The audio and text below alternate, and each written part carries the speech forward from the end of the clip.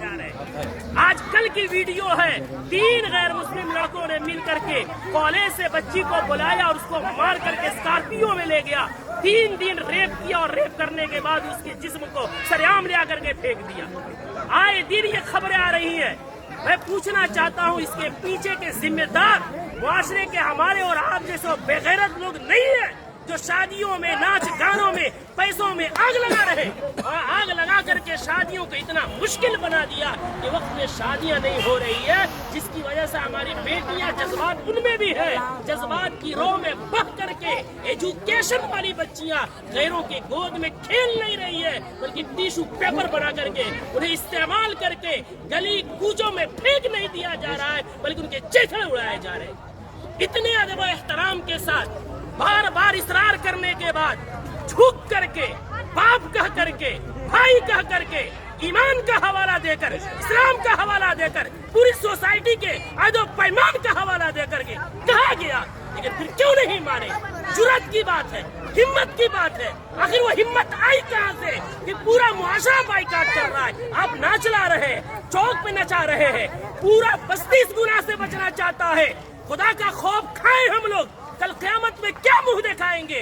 पूरे गांव में नचाते हुए लेकर आते हैं, मस्जिद के सामने से लेकर आते हैं, पूरे गांव में। ये क्या है? इसको जिद नहीं कहते हैं तो और क्या कहते हैं? इसको हठधर्मी नहीं कहते हैं तो क्या कहते हैं?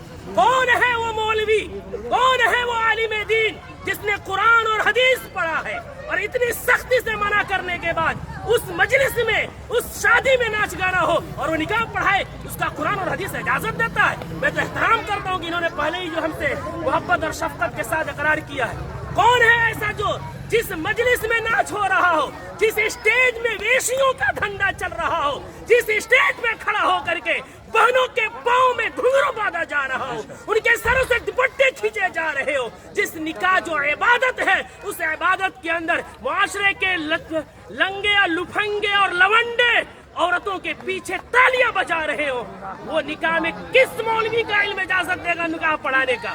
कौन सी कुरान इजाजत देगी? कौन सी हदीस इजाजत देगी? यहाँ सब कलिमा पढ़ने वाले हैं। हम मरेंगे, रब के सामने हाजिर होंगे। दुनिया की बात छोड़े, हमें ये खौफ क्यों नहीं आता कि निकाह एक इबादत है, नमाज भी इबादत है। नमाज में अगर कोई गाना बजाए, नमाज का मजाक है। निकाह में कोई गाना बजाए, वो निकाह का मजाक नहीं तो क्या है? जो मौलवी कुरान की आयत पढ़ेंगे उनका मजाक नहीं तो क्या है? हदीस